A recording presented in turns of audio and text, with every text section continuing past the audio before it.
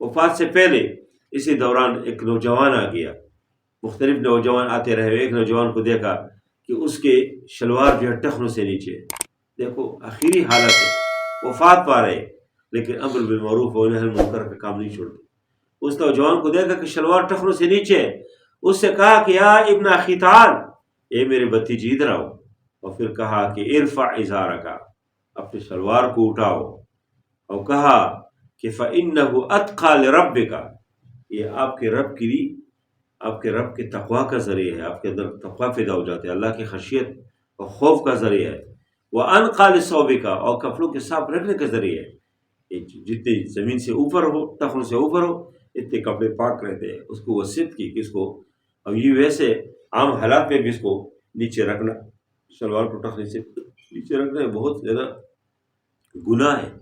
تو نبی کریم صلی اللہ علیہ وسلم نے فرمایا کہ جو شلوار کو ٹخنوں سے نیچے رکھتے ہیں تو وہ فی النار، جہنم کی آگ کی وعید سنائے۔ بعض لوگ یہ سمجھتے ہیں کہ شاید ہم تکبر کو ایسے نہیں کرتے، نہیں اگر تکبر کو ایسے نہ ہوئی تو تشبہ بالمتکبرین، متکبرین کے ساتھ مشابہت ہے، اس میں سے نہیں ہونا چاہیے۔